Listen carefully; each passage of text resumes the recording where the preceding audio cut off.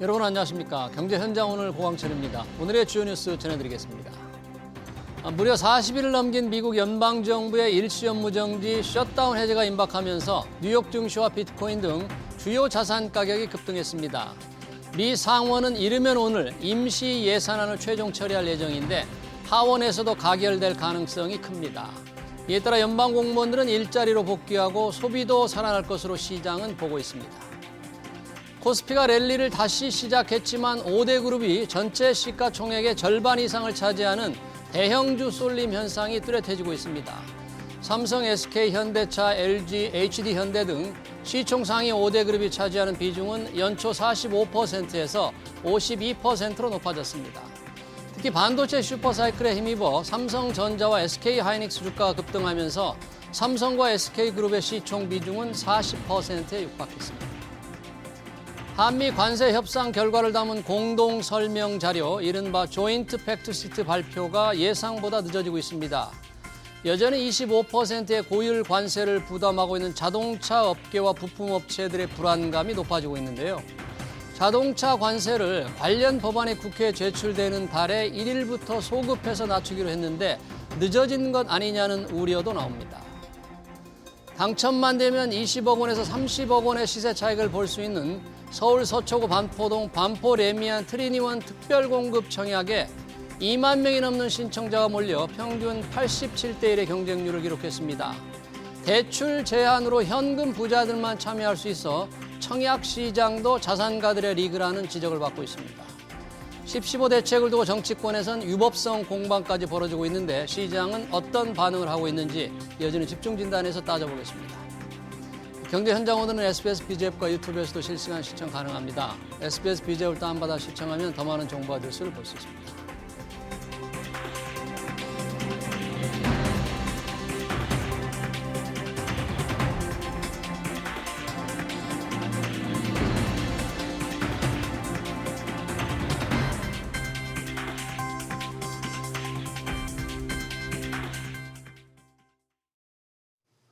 네, 정부가 10.15 부동산 대책에서 의도적으로 통계를 누락해 서울과 경기 10개 지역이 규제 지역에 포함됐다고 국민의힘이 문제를 제기하면서 정치권에서 공방이 벌어지고 있습니다. 통계 논란뿐만이 아니죠. 현금 부자들만의 로또 청약 경쟁, 비규제 지역으로의 풍선 효과, 10.15 부동산 대책의 문제점들과 집값 전망 두 분과 얘기 나눠보겠습니다. 김인만 부동산 경제연구소 김인만 소장, 심영석 미국 IAU 부동산학과 교수 나오셨습니다. 어서 오십시오. 안녕하세요. 반갑습니다. 자, 이 부동산 10.15 대책이 시행된 지가 지금 한 달이 지났는데 여러 가지 되고 있죠. 여러 가지 논란이 지금 벌어지고 있습니다. 정치권 공방도 큰데 우선 자세히 들어가기 앞서서 최근 서울 반포동, 반포 레미안 트리니원 청약이 상당히 화제를 불고 일으켰다는데 도대체 어떤 상황이길래 당첨만 되면 20억 원에서 30억 원의 시세 차익이 기대된다. 분양가가 얼마나 높은지 다른 시세에 비해서 어떤 차이가 벌어졌는지 궁금하네요. 김인만 소장님, 네. 이 지역이 지금 굉장히 선호 지역인데 분양가가 어떻게 정해졌길래 지금 이런 논란이 제기되는 거죠? 네, 레미안 트리니원 같은 경우는 반포주공 1단지 3주구 아파트를 재건축한 아파트입니다. 반포주공 1단지는 우리 현충원 있잖아요. 동작구 현충원 오른쪽에 위치하고 있고 지하철역과 편의시설과 교육 환경을 다 가지고 있는 대단지 아파트인데 1, 2, 4주구는 한강변에 위치하고 있고요. 지금 3주구는 그 아래 남쪽에 방배동 쪽에 인접한 곳인데 일단 많은 분들이 이제 관심을 가지고 청약을 많이 했는데 이제 분양가잖아요. 가장 중요한 그렇죠, 게. 전용 84 분양가가 이제 두 가지 반응이 나오는데 일단 전용 84 분양가가 27억이 넘습니다. 27억 한 4, 5천만 원 정도 되는데. 전용 84제곱미터. 네네. 그러면 27억을 두고 이게 저렴한가 비싼가의 논란이 첫 번째가 있고요.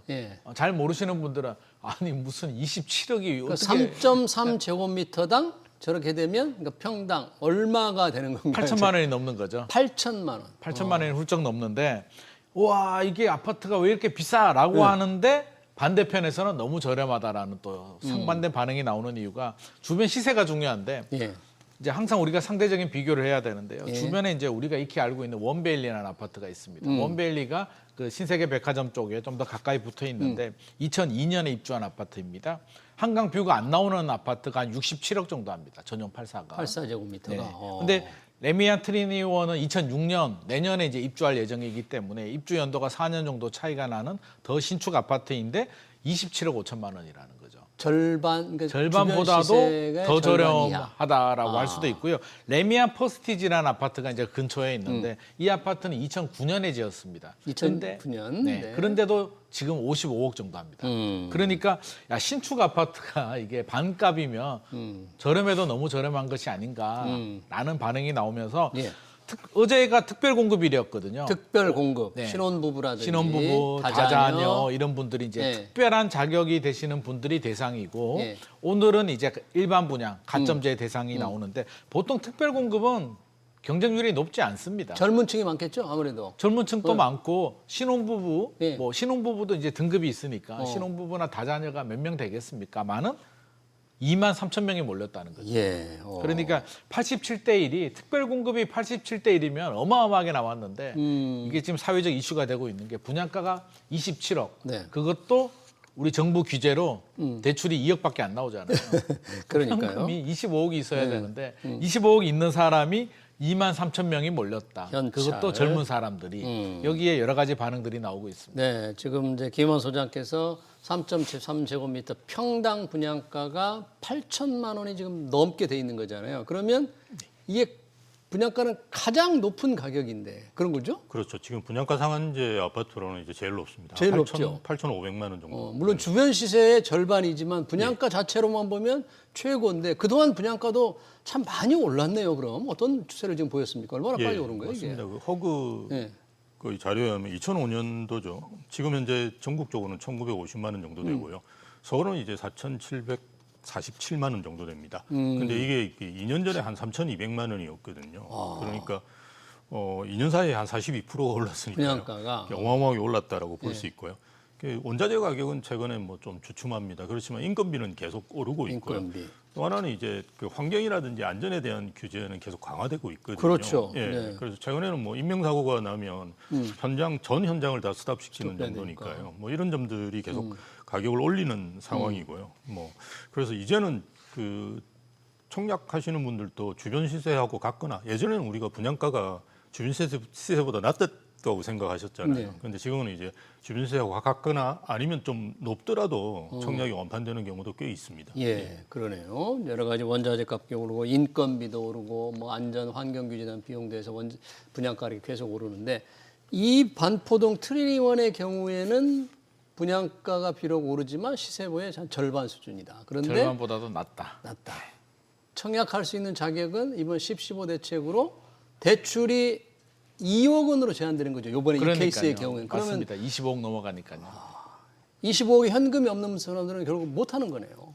못하는 건데 2만 3천 명이 청약을 했다는 얘기는 나름대로 믿는 구석이 있지 않겠습니까? 현금 동원 능력이 있다는 건데. 당첨이 되면 부모님한테 증여를 받든 뭐 내가 어떻게 마련을 하든 가능하다는 사람들이 2만 3천 명이니까 물론 그중에 설마 내가 되겠어라고 이제 하시는 분들도 일부 있겠습니다만 그래도 나름대로는 그런 전략을 가지고 청약을 했기 때문에 예.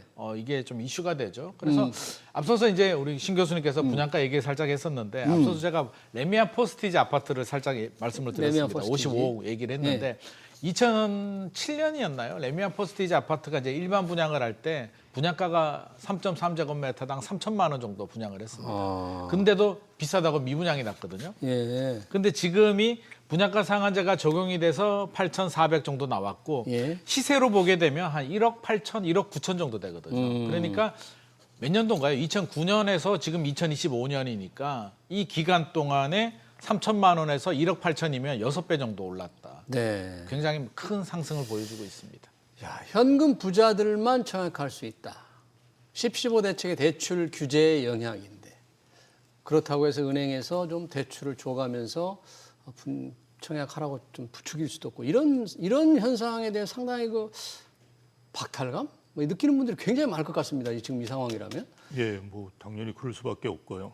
더 큰 문제는 지금 그 후분양 아파트거든요. 트리니원이. 이게 그래서 내년 8월 달에 입주합니다. 그래서 10개월 만에 지금 말씀하신 금액들을 맞춰야 되거든요. 25억을 마련해야 예, 된다는 맞습니다. 얘기네요. 그러니까 정말 현금 부자들입니다. 예, 그런 분들만 할 수 있기 때문에 뭐 상대적 박탈감은 상당히 클 거라고 보고요. 저는 이제 대출 규제로 인해서 이런 게 지금 생긴 거거든요. 대출 규제 그렇죠. 그런데 우리가 대출 규제 같은 경우는 뭐 기존 주택은 모르겠는데요. 뭐 어쨌든 청약 시장 같은 경우는 좀 대대적으로 완화시켜 주는 것이 좋다. 청약에는, 왜냐하면 예, 지금 청약 같은 경우는 어쨌든 청약을 하시려고 대기하는 분들이 많으시거든요. 그렇게 되면 이분들은 기존 주택 시장은 이제 그 관심이 없습니다. 왜냐하면 청약은 어차피 로또라든지 또 자금 조달 계획 같은 것도 여유가 있지 않습니까? 3, 4년 기간 동안. 그렇죠. 그래서 이런 분들을 사실 시장에 잡아둘 수가 있거든요. 그런데 지금과 같이 뭐 이런 식으로 그냥 남의 일처럼 되어버리면 이분들도 다시 또 기존 주택 시장으로 뛰어들면 가격이 오를 수밖에 없거든요. 그래서 사실은 청약이라는 게 서민들의 뭐 마지막 희망일 수 있는데요. 뭐 그런 부분에서 좀 대대적인 좀 완화가 필요하지 않은가 그렇게 보입니다. 사실 당첨돼도 현금이 없으면 청약을 실제 할 수가 없잖아요. 그러면 뭐 청약 통장이 좀 뭐라 그럴까 무용지물이다 이런 비판이 나올 수도 있을 것 같아요. 청약 통장을 해지하는 분들이 꽤 많이 늘어나고 있습니다. 청약 통장을? 예, 그렇습니다. 최근 9월 청약 통장 가입자가 2,635만 명 정도 되는데 이게 거의 한 1년 만에 220만 명 정도가 이탈을 했거든요. 그래서 생각을 해보게 되면 이제 우리가 앞서서 레미안 트리니원 고분양가는 아니죠. 로또 분양. 네. 일각에서 본다면 돈 없는 분들 입장에서 본다면 고분양가일 수도 있는 네. 어떤 마음이 드냐면 첫 번째 나는 돈이 없습니다. 그러면 애당초 저렇게 나오면 나는 청약 통장에 무슨 소용이 있나. 그렇지. 그냥 네. 포기해야겠다라는 생각이 들고요. 두 번째는 경쟁률을 보게 되면 저럼에도 불구하고 87대 1이 나왔다는 건 나는 될 수가 없겠다. 나는 신혼부부도 아니고 다자녀도 아니고 청약 가점 점수가 높지도 않습니다. 오늘 일반 공급 청약일인데 아마도 제가 볼 때는 커트라인이 70점 이상 나올 거거든요. 70점? 74점 정도 나오려면 세 자녀가 무주택 15년을 해야 되거든요. 그러면 우리 청년들 입장에서는 특별 공급도 안 될 것 같고 가점도 안 될 것 같으면 나는 어차피 안 되는구나라는 절망이 듭니다. 그러면 청약 통장에 무슨 소용이 있지? 그냥 해지해야겠다. 이 돈도 아깝다라는 생각이 들면서 청약 통장을 해지하게 되는데 이게 줄어드는 속도가 더 늘어날 거라는 거죠. 빠르게 해지한다. 하는데 또 여기에 문제가 뭐냐면 우리가 뭐 전세 사기 당하신 분들 좀 도와주거나 임대 아파트 짓는 돈들이 주택도시 기금이거든요.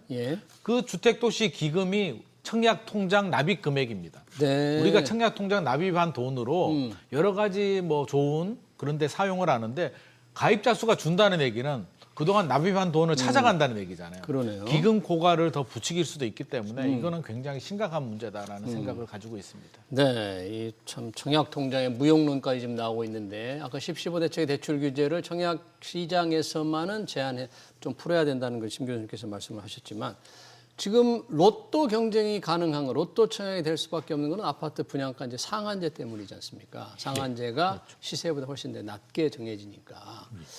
자, 이 상한제를 어떻게 좀 해소할 수 있는, 이 문제를 해결할 수 있는 방법은 없나요? 이 분양가 상한제 문제를?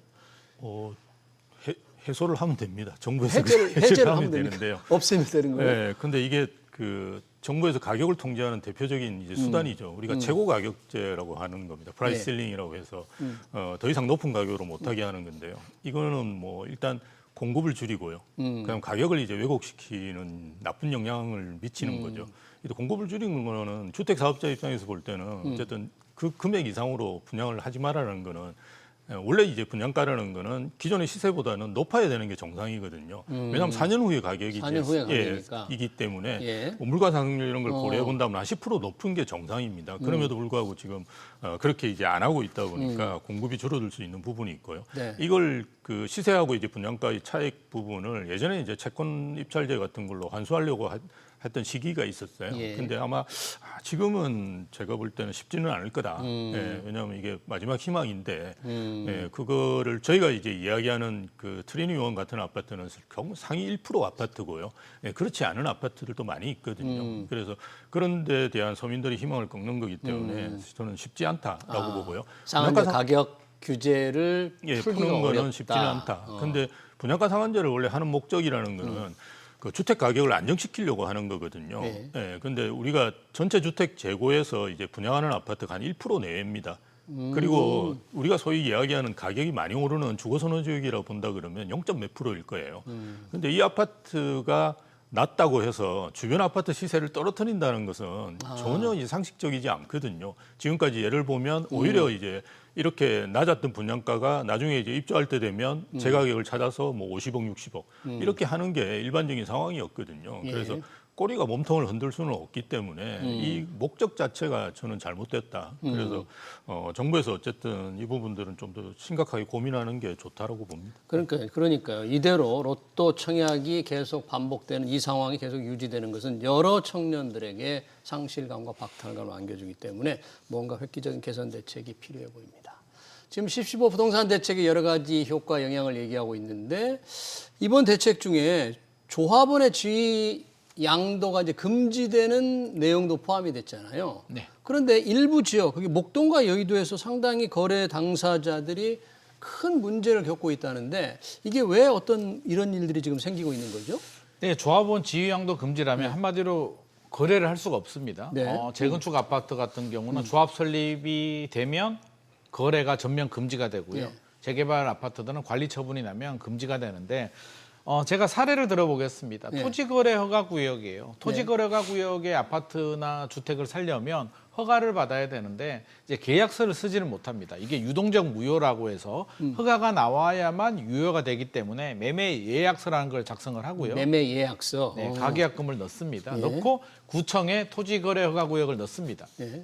넣고 허가가 나오면 계약서를 써야 되는데 그 사이에 11호 대책이 발표가 됩니다. 그럼 이 단지 같은 경우는 나중에 조합원 지위양도 금지가 걸릴 수도 돼버렸다. 있겠잖아요. 그러면 이분 같은 경우는 자, 구제를 해주려면 계약을 한 분들은 인정이 됩니다. 11호 대책 이전에 계약을 하신 분들은 구제가 되는데 계약서를 작성하지 않았어요. 왜? 토제 때문에.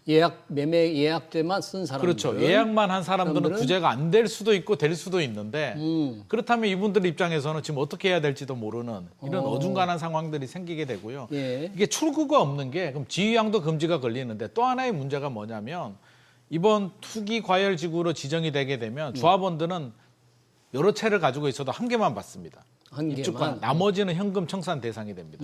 그러면 어떻게 해야 돼요? 우리 가족이 하나씩 가지고 있었는데 네. 본의 아니게 한 채만 나오는 거잖아요. 나머지 두 채는 현금 청산 대상이 되는데 그것도 감정 가격으로 시세보다 낮게 현금 청산이 됩니다. 그러면 지금 빨리 팔아야 되는데 네.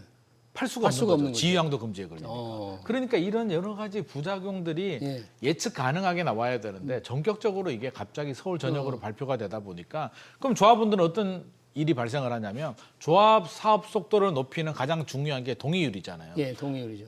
반대합니다.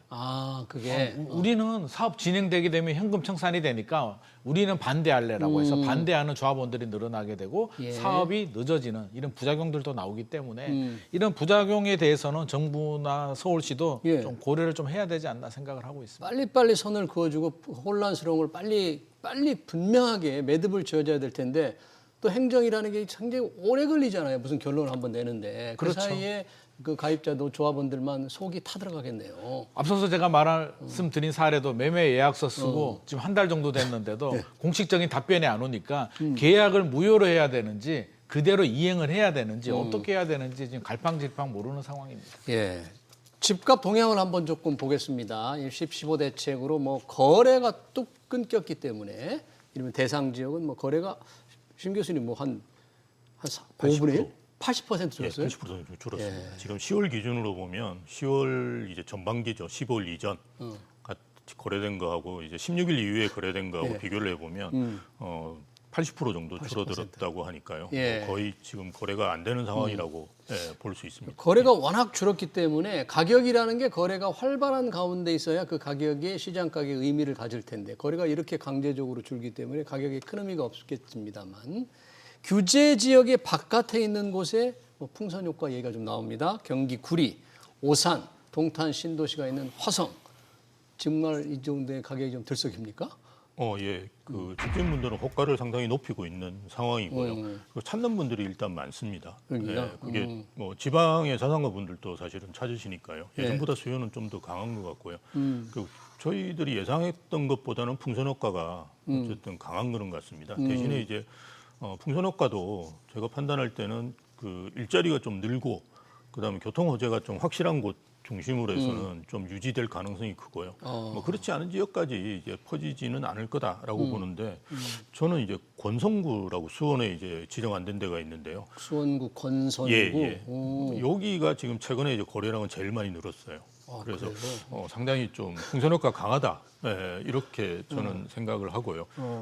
최근에 또 지방광역시 자체도 거래는 꽤 늘고 있습니다. 그래요? 말씀드렸던 10월 전반기하고 후반기 비교를 해보면 한 20% 정도 늘었다고 합니다. 그래서 뭐 수도권 분들이 내려가셨다고 보기는 좀 그런데요. 지방 같은 경우도 예, 주거선호 지역을 중심으로 해서 이렇게 좀 움직이는 것 같고요. 대신에 뭐 지방은 아무래도 그 입주 물량이 어떻게 되느냐 이게 큰 좌우되거든요. 예. 그래서 그런 부분에 따라서 차별화된 양상을 보일 거라고 보여집니다. 뭐 그럼 지방에 사실은 조금 지방은 워낙에 그동안에 집값이 떨어졌기 때문에 뭔가 조금 온기가 스며드는 것도 그 지역 주민이라든지 이런 좀 기대를 했을 텐데 온기가 조금 이렇게 퍼지는 거예요? 통계상으로 그렇게 해석할 수 있나요? 이게 전체가 퍼진다라고 지금 말씀드리기는 좀 어려운 부분이 있고요. 물론 여러 가지 사례가 있습니다만 제가 느끼기에는 이제 지방에 계시는 분들이 서울의 아파트를 전세 끼고 많이 샀단 말입니다. 예. 왜냐하면 자산 격차가 벌어지게 되고 인구 소멸 문제가 있기 때문에 지방에서 자산이 있는 분들, 자본력이 있으신 분들은 갭 투자라고 하죠. 전세 끼고 샀는데 이제 서울 전역이 다 묶였잖아요. 예. 경기도도 열두고 주요 지역들이 묶이다 보니까 전세 끼고 살 수가 없습니다. 그러면 그렇죠. 지방 자산가가 아파트 하나 투자하겠다고 이사를 가가지고 서울에 거주할 수는 없게 되니까 그냥 부산 분들 같은 경우는 해운대나 광안리에 그냥 아파트 하나 사자 좋은 거 이런 예. 서울에 진입하지 못하는 수요가 꽁 대신 닭으로 그 지역의 랜드마크 좋은 아파트를 사면서 거래량이 좀 늘어났다라고 저는 해석을 하고 있습니다. 예. 이 수원에도 몇 개 구가 있을 텐데 특별히 권선구가 뭐 규제 지역이 아니기 때문에 좀 오르는 거예요. 예, 맞습니다. 특별한 어떤 호재가 또 다른 게 있습니까? 그쪽에? 나머지 지역들이 다 규제 규제가 지역으로 묶여 있으니까. 묶였거든요. 전형적인 예, 풍선 권성구만 규제 지역이 아닙니다. 그러네요. 수원 같은 경우는 영통구도 있고 영통구는 이제 광교 신도시가 있으니까 집값이 올랐으니까 규제가 됐는데 규제됐고. 이번에 팔달구하고 장안구도 묶였거든요. 안 올랐는데 묶였고 권성구는 빠지다 보니까 실수요자들이 권성구가 빠졌네라고 빠졌네? 해서 사려는 분들은 권성구로 또 들어가고 있는 상황입니다. 네, 그러니까 실거주 의무도 없고 대출도 조금 받을 수 있으니까 그러니까요. 그쪽에 사겠다는 왜냐하면 건데. 강남 같은 경우는 뭐 2억으로 규제를 해도 자금력이 되시는 분들이 이제 집을 살 수가 있는데요. 수원 같은 지역 같은 경우는 LTV가 70에서 투기 과열지구로 지정이 되면 40%로 줄어들거든요. 예. 그럼 현금 2억 있는 사람이 기존에는 뭐 70% 대출을 받게 되면 6억 아파트면 4억 2천을 대출 받을 수 있었는데 예. 지금은 2억 4천밖에 대출이 안 나오니까 어쩔 수 없이 권선구로 갈 수밖에 없습니다. 집을 사려면 다른 지역은 살 수가 없습니다. 네, 이 규제 지역, 지역 대상을 놓고 사실 요 문제가 지금 풍선효과 얘기를 하고 있습니다만 정치권에서 지금 공방이 벌어지고 있잖아요. 규제 지역 선정에 사용된 통계를 인위적으로 선택적으로 골라서 규제 지역을 결정했다는 게 이제 국민의힘이 정부와 여당을 상대로 문제 제기를 하고 있고 행정 소송까지 하려고 그런다는데 자, 그 부분은 어떻게 혹시 해석을 해야 될까요?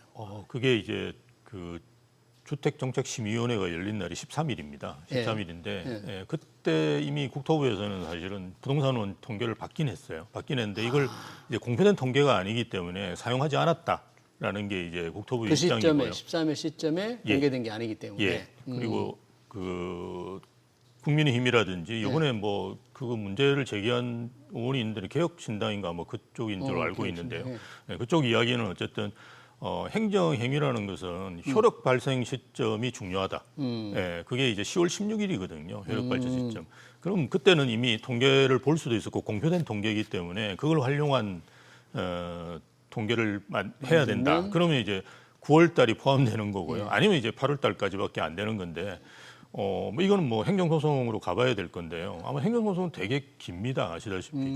그러니까 이게 뭐 나중에 몇 년 지나가지고 바뀐다고 하더라도 사실 무슨 의미가 있는지 그런 그러면 부분도 있고요. 9월 통계를 사용했더라면 이번 규제 지역에서 포함되지 않아야 될 동네가 조금 있다는 얘기네요. 이번에 억울하게 지정된 곳들, 뭐 노도강이라든지 노도강. 금강구 지역들은 9월 통계를 적용을 했다면 빠지는 거고요. 적용되지 않으면 포함이 되는 거니까 굉장히 민감한 이슈입니다. 이게 한 달 통계를 넣고 안 넣고가 그냥 행정적인 어떤 다툼이 아니라 해당 지역에는 토지거래가 구역이 억울하게 적용이 됐느냐, 합당하게 적용이 됐느냐의 굉장히 중요한 포인트예요. 지역 주민들은 조금 부글부글 하겠네요. 이 지역 통계를 주민들 보면. 반응은 분위기가 제가 며칠 전에 상계주공에 임장을 다녀왔거든요. 네. 분위기 장난 아닙니다. 맞아 죽을 뻔했습니다. 말 잘못하게 되면 부동산 사장님한테 갔는데 이제 화가 나는 포인트는 이 부분입니다. 상계동 같은 경우 노원구죠. 2년 동안 실제로 가격이 거의 오르지 않았다. 그러니까 통계만 보지 말고 이게 통계의 착시라고 하는데 학교 다닐 때도 공부 잘하는 전교 1등이 반평균을 올릴 수도 있는 거잖아요. 네. 그래서 그 아파트를 보니까 제가 실제로 실거래 가격을 보니까 2년 동안 거의 제자리 그림입니다. 그럼에도 불구하고 강남과 동일한 강도의 토지거래가 구역과 투기과열지구로 지정이 되니까 예. 그 분노가 한마디로 억울하다는 거죠. 우리는 잘못한 것도 없는데 왜 이렇게 규제가 적용이 되냐. 그럼 억울하면 적어도 명분이 있고 합당한 근거가 있어야 되는데 그 근거조차도 지금 흔들린다는 거죠. 이게 한 달 사이를 두고 예. 적용이 된다, 적용이 안 된다는 건 저는 3개월이고 다 좋은데 적어도 현장 실사도 가보고 왜냐하면 해당 지역 주민들은 재산권 침해를 받기 때문에 임장도 가보고 실거래 가격도 보고 종합적으로 분석을 해야지 네. 6, 7, 8월 통계만 보고 쉽게 이렇게 결정한다는 건 예. 너무 행정 편의적인 발상 아닌가라는 생각을 하고 있습니다. 그러니까요. 그 부분이 이제 현실에서 넘어서서 정치 공방으로 번져서 상당히 여당과 야당의 힘겨루기가 되고 있습니다. 앞으로 어떻게 결론이 맺을지 좀 지켜봐야 될 것 같고요.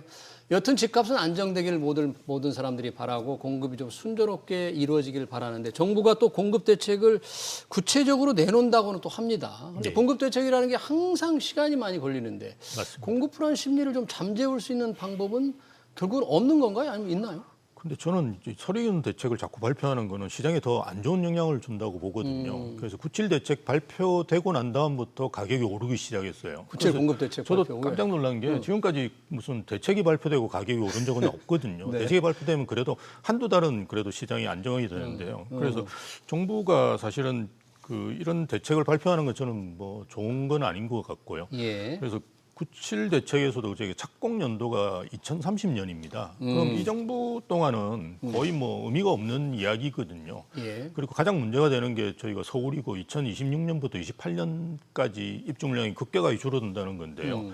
이걸 해결하기 위해서는 재개발 재건축 규제 완화 이외에는 방법이 없습니다. 근데 재개발 재건축 규제 지금 하고 완화. 있는 규제들은 대부분 재개발 재건축을 못 가게 만드는 거거든요. 예, 그러니까 거꾸로 가고 오히려 이제 지금까지 성과도 없었던 공공 재개발을 한다든지 뭐 이런 이야기를 하기 때문에 현실에 대한 인식들이 저는 굉장히 문제가 있다 이렇게 봅니다. 예.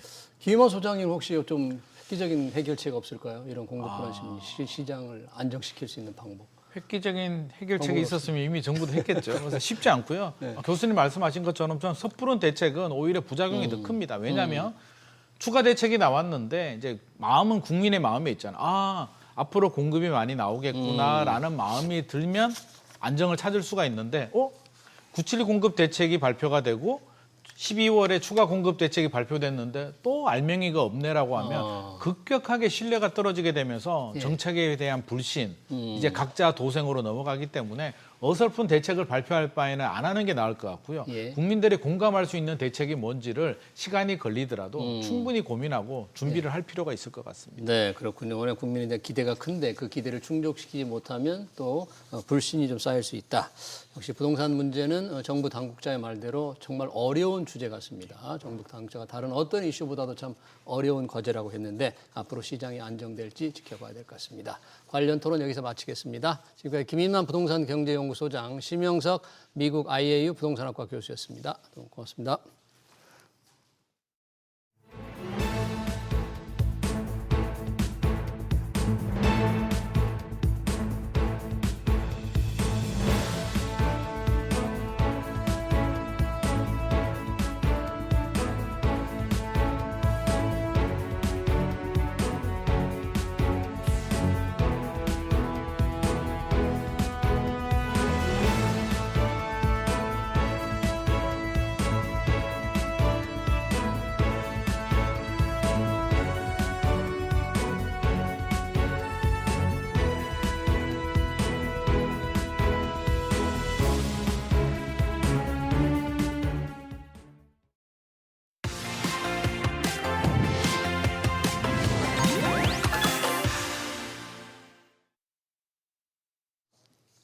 네, 반세기 넘게 투자 전략을 넘어 삶에 대한 통찰을 제시해온 워렌 버핏 버크셔 해서웨이 CEO가 연말 은퇴를 앞두고 마지막 편지를 공개했습니다.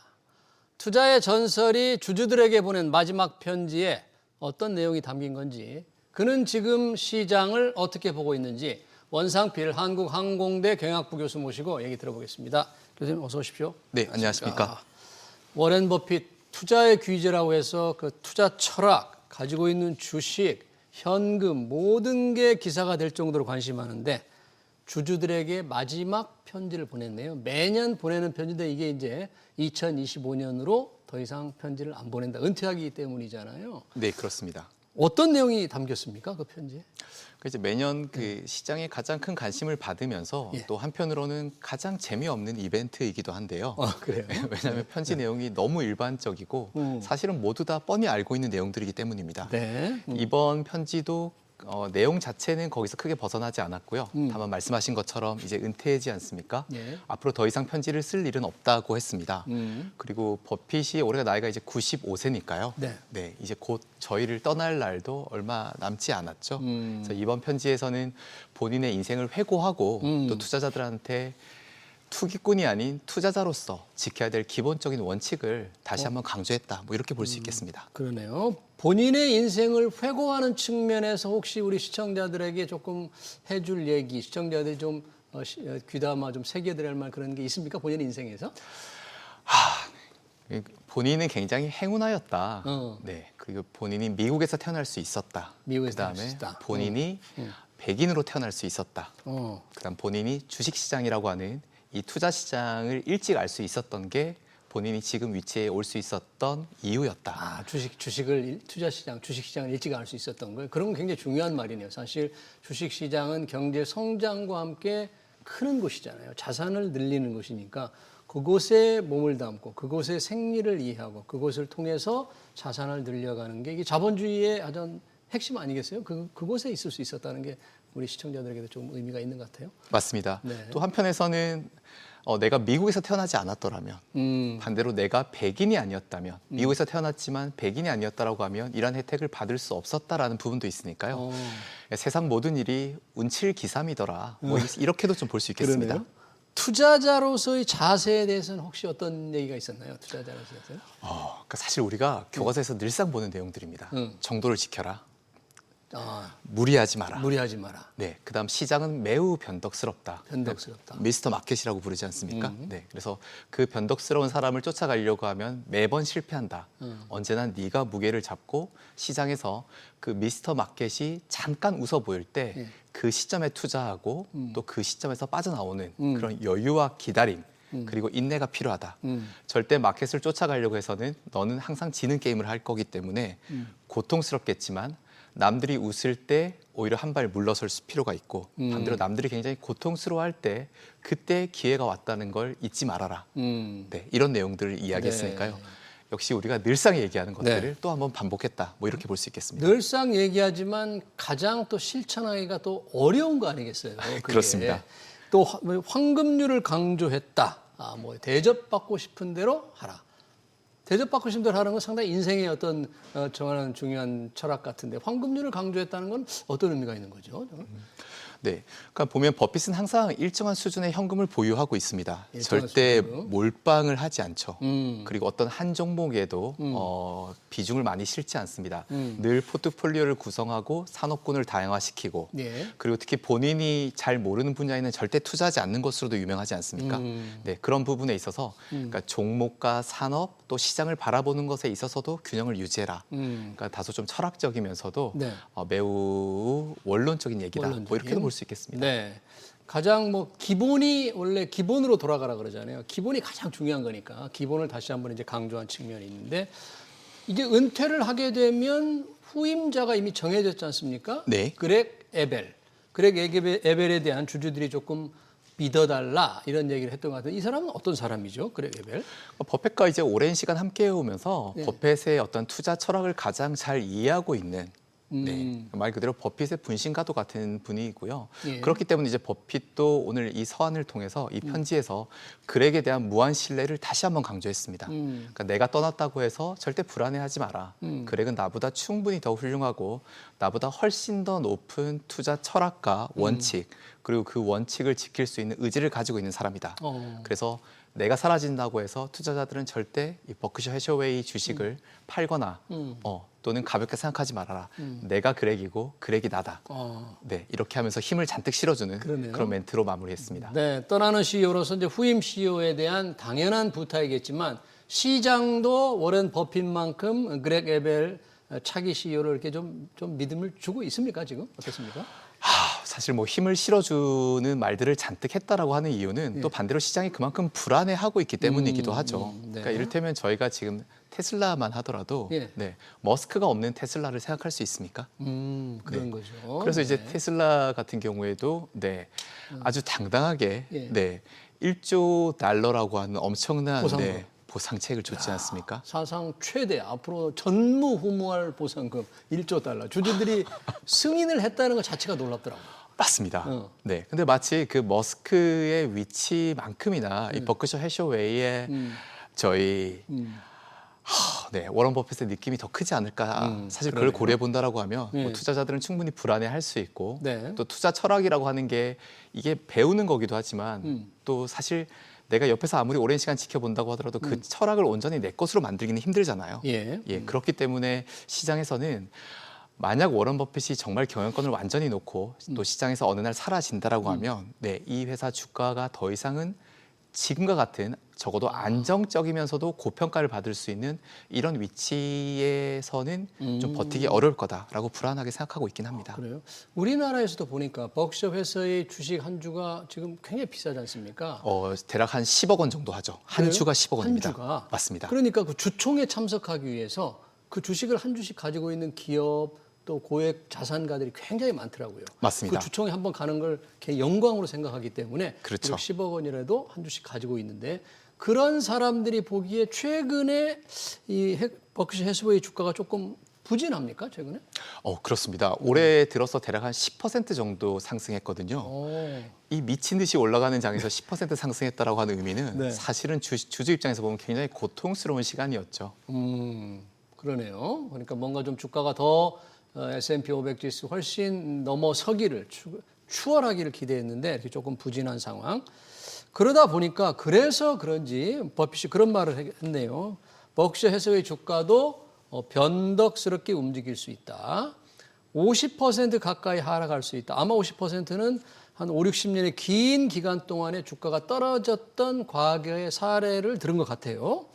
떨어질 수 있다. 자, 이런 거는 어떤 의미에서 한 말일까요? 버핏 CEO가.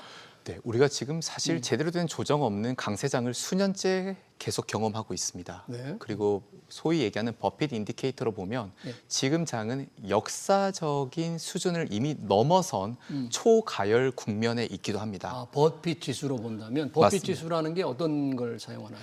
그러니까 버핏은 항상 시장을 그 적당한 수준의 가치로 판단하잖아요. 근데 기업의 영업이익이나 또는 지금 기업들의 컨센서스를 보더라도 이건 지금 주가는 도저히 설명할 수 없는 수준의 설명할 수 버블이 없는 붙어 있다라고 보는 거죠. 예. 네, 그렇기 때문에 만약 이 버블이 깨졌을 때는 아무리 탄탄한 또 실적으로 설명할 수 있는 주식으로 구성된 이 버크셔 해셔웨이 포트폴리오라고 하더라도 당연히 샥이 있을 수 있다라는 걸 미리 경고하고 있고요. 예. 그래서 지금 보면 지금 버핏은 3년째 주식을 팔고 있거든요. 아, 전체 주식 보유량을 계속 줄이고 늘어가고 있습니다. 있다. 예. 그리고 계속 현금을 늘려가고 있죠. 주식 시장은 계속 올라가고 있는데 이게 어떻게 봐야 될지 모르겠네요. 이 철학을 시장을 어떻게 보고 있을까요, 지금? 맞습니다. 그러니까 사실 이렇게 미친 듯이 올라가고 있는 장에서 오히려 가지고 있는 주식을 계속 팔아서 현금화하고 있으니 지금 버크셔 해셔웨이가 하나의 어떤 펀드라고 보면 예. 그 펀드의 수익률이 제대로 날 수가 있겠습니까? 그렇죠. 그러니까 지금 이 시장에서 올해 겨우 10% 올랐을 뿐이죠. 예. 네. 그래서 항상 이렇게 역사적인 고점이 만들어지는 국면에서는 버핏은 언제나 공격받았습니다. 아, 너 언제든지. 끝났어. 너의 그 특별한 능력도 이번에는 아니야. 아니다. 예, 라고 해서 모든 시장의 공격과 조롱을 받을 때쯤 예. 시장은 버블이 터지면서 붕괴되는 모습을 보였고 역시 네, 버핏은 역시 똑똑했구나. 버핏이 전설이었구나. 시간이 지나간 다음에. 그렇습니다. 네, 말씀하신 대로 이제 벅시 해서웨이가 보유 주식을 줄이고 현금을 늘려왔다면 최근에 시장은 테크 기업, AI 관련 주식이 주도하고 있잖아요. 그러면 워렌 버핏은 뭐 구체적으로 어떻게 보고 있는지 모르겠습니다만 AI 관련된 기술주들에 대해서 상당히 조금 내가 부정적인 아니지만 소극적으로 좀 보고 있다. 이렇게 봐야 될까요? 맞습니다. 원래도 버핏은 기술주를 좋아하지 않았죠. 원래 좋아하지 않고요. 네, 그리고 자기가 모르는 것에 대해서는 사지 않겠다라고 늘 당당하게 얘기했고요. 얼마 되지 않은 기술주마저도 계속 그동안 매도를 해왔고 그나마 가지고 있는 것들은 보면 무슨 철도나 항공, 은행, 보험 같은 지극히 올드머니 주식들입니다. 전통적인 산업들. 네. 그렇죠. 네. 그러니까 이렇게 하면서 계속 주식을 팔고 있고 지금 이 포트 내에서 가지고 있는 현금만 하더라도 550조거든요. 550조. 거의 우리나라 1년 예산이죠. 네. 예. 이 현금만 가지고 있으면 수익률을 정말 올리기 어려울 텐데 이 돈으로 전통적인 가치 자산으로 포트폴리오를 다변화한다. 이 현금으로 언제 어떻게 할지가 참 궁금하네요. 네, 언젠가 찾아올 박앤세일을 기다리고 있는 거죠. 네, 시장은 폭락할 거고요. 네. 그때 이 550조를 가지고 무수히 피바다가 된 그 현장에서 예. 주식을 싼값에 다시 긁어모으길 그날을 기다리고 있겠죠. 과거에도 실제 아까 말씀하셨다시피 시장이 아주 좋을 때 워렌 버핏은 이제 공격을 받았다고 했잖아요. 맞습니다. 지금도 이제 조금 상황이 굉장히 비슷한데 굉장히 뭐 대세 상승처럼 보이는 정도로 주가가 크게 오르고 있는 상황에서 주도하는 기술주를 팔고 현금을 늘린다. 그러니까 이제 워렌 버핏의 기본적인 그 가치를 중시하는 철학이 이제는 좀 안 통하는구나. 이렇게 좀 평가하거나 조롱하는 사람들이 늘어나고 있겠네요, 지금도. 맞습니다. 똑같이 공격받고 있고요. 네.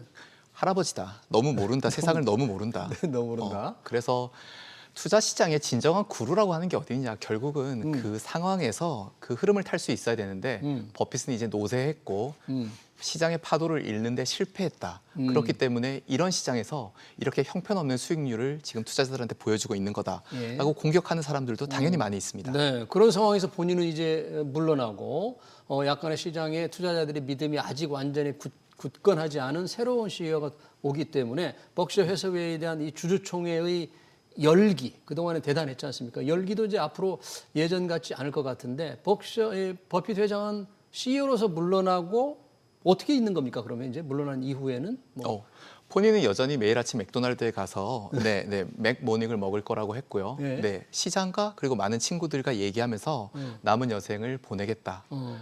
아름다운 은퇴를 준비하겠다. 예. 이렇게 얘기했습니다. 지금도 상당히 본인은 이제 건강하다. 예. 건강에 관한 얘기도 조금 했잖아요. 그 마지막 편지에서. 네, 실제로 저희가 그 이제 생방송되는 화면을 통해서 보더라도 예. 전혀 95세 노인이라고 생각되지 않습니다. 걸음걸이도 단정하고요. 예. 또 사용하는 단어나 또는 어떤 말의 패턴 같은 것들 보더라도 예. 여전히 충분히 현명하게 판단하고 있고 잘 사고하고 있다는 게 느껴집니다. 하지만 나이라고 하는 걸 저희가 거스를 수는 없으니까요. 그렇죠. 이제 그 거대한 파도에 버핏 선생님도 이제 밀려서 사라져가는 그 마지막 현장을 우리가 이번에 목격했다. 그러니까요. 보여지네요. 이번 보니까 버핏 CEO의 마지막 편지에 보니까 자식들이 운영하는 재단에 대규모 본인이 가지고 있는 주식을 증여하는 내용이 많이 있더라고요. 맞습니다. 이거는 뭡니까? 이거는 이제 증여인데 재산을 물려주는 건지 공익재단에 잘 쓰라는 뜻인지 어떻게 했습니까 이번에? 그러니까 아내가 있고 또 세 자식이 있는데 아내가 가지고 있는 재단 그리고 자식들이 각각 설립한 재단에 주식을 넘겨주겠다라고 했죠. 그렇게 함으로 인해서 재단이 주식 소유권을 가지게 되면 결국은 이 해셔웨이의 어떤 정신이 그대로 유지가 되면서 또 주식이 분산되지 않지 않습니까? 시장으로 흘러나오는 게 아니다 보니까 투자자들 입장에서는 혹시 저 할아버지가 돌아가시고 나서 이 물량이 시장에 풀려버리면 어떡하지? 또는 자식들이 팔아버리면 어떡하지?라고 되게 공포스러울 거지 않습니까? 그렇죠. 네, 근데 재단에 넘겼기 때문에 그리고 재단이 이 주식을 팔지 않을 거니까요. 재단은 네, 버핏 선생님 사후에도 그것 때문에 출회될 수 있는 물량은 전혀 걱정할 필요가 없다. 이렇게 투자자들을 위로해 주기도 했습니다. 그러니까 주식을 재단에서 가지고 있을 테니까 주식이 좀 종류가 두 가지가 있죠. 아주 비싼 주식 A주인가요? 네. A주가 있고 B주가 있고 우리 시청자들이 조금 그 어떤 차이가 좀 많이 의견권의 차이가 있나요? 예, 그러니까 A주 같은 경우에는 이제 한 주식에 우리나라 돈으로 10억입니다. 10억. 예. 그리고 이제 B주식 같은 경우에는 10,000분의 1입니다. 아, 예, 그러니까 이제 B주식 같은 걸 저희가 마음대로 사고 팔 수 있죠. 예. 하지만 A주는 예. 버크셔 해서웨이가 처음 설립됐을 때, 예. 예, 그 전통적인 경영권을 가지고 있는 원조 주식이죠. 예. 예, 그래서 그리고 한 번도 뭐 액면 분할이나 이런 걸 하지 않았기 때문에 주식 한 주가 무려 10억입니다. 의결권도 몰려 있죠. 10,000배. 네, 그렇습니다. 그렇게 되고. 예. 그걸로 완전하게 지배권을 행사하면서 그 주식들이 지금 그대로 재단으로 가는 재단으로 거죠. 간 겁니까? 네. 그리고 그 재단은 버핏의 정신에 따라서 예. 또 계속 운영될 것이고요. 예. 이 버크셔 해서웨이가 100년 기업이 아니고 1000년 기업이 갈 수 있도록 지원해 주는데 그 재단의 노력을 집중하겠다라고 했으니까 굉장히 원칙적이면서도 아름다운 그런 어떤 상속이 네. 마무리됐다라고도 볼 수 있겠네요. 이번 마지막 편지에 구체적으로 지금 시장에서 상황이 어떻다, 또 앞으로 뭐 지금 요즘 얘기되는 AI 거품 논란이 어떻다, 뭐 이런 조금 구체적인 산업 전망, 시장 전망 같은 내용은 좀 없습니까? 그러니까 떠나는 입장에서 야 지금 시장 큰일 났어. 너네 앞으로 폭락이 올 거야. 이렇게 얘기할 수는 없지 않습니까? 그렇죠. 다만 이제 우리가 그 사람이 남긴 흔적을 가지고 유추해 보는 건데 일단 몇 년째 계속 주식을 팔고 있고 계속 팔고 있고. 예, 현금 보유를 늘리고 있고 그 다음에 앞으로 시장이 심지어 이 버크셔 해셔웨이 같은 이 우량 종목도 50%가 빠질 수 있다라고 한 거는 그 말을 했기 때문에. 맞습니다. 나는 시장이 피로 물들 때 그 상황이 온다는 걸 준비하고 있고 그리고 무려 이 버크셔 해서웨이 주식이 50% 빠지면 네. 다른 주식들은 정말 말 그대로 다 부도나지 않겠니? 라고 하는 얘기를 우리한테 대신 전해주고 있는 거니까요. 버핏은 사실 지금 어쩌면 버블일 수 있는 네, 이 기술주 열풍에 대해서 굉장히 우려하고 있다라고도 생각할 수 있습니다. 네, 지금 뭐 대세 상승처럼 보이는 강한 탄력을 받고 있는 시장에 깊숙이 들어간 시청자들은 우리 워렌 버핏의 마지막 편지를 한 번 정도 읽어봤으면 좋겠습니다. 버핏의 마지막 편지 관련 얘기 잘 들었습니다. 지금까지 원상필 한국항공대학교 경영학부 교수였습니다. 고맙습니다. 네, 감사합니다.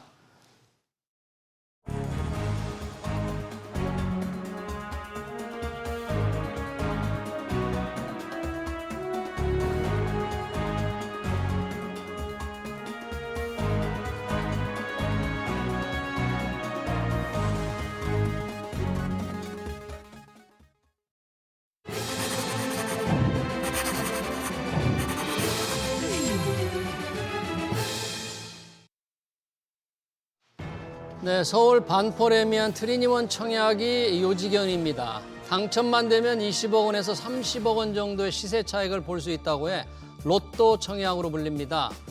분양가가 상한제로 묶여있기 때문이죠. 로또 청약은 있었던 일인데 문제는 10-15 대책으로 대출문이 막히면서 현금을 동원할 수 있는 자산가들만 로또 경쟁을 벌인다는 거죠. 그렇다고 은행에서 돈을 빌려주면서 청약을 부추길 수도 없는 노릇. 분양가 상한제든 대출 규제든 규제는 이런 또 다른 부작용을 낳습니다. SBS 비즈 경제 현장 오늘 여기서 마치겠습니다. 시청해주신 여러분 고맙습니다.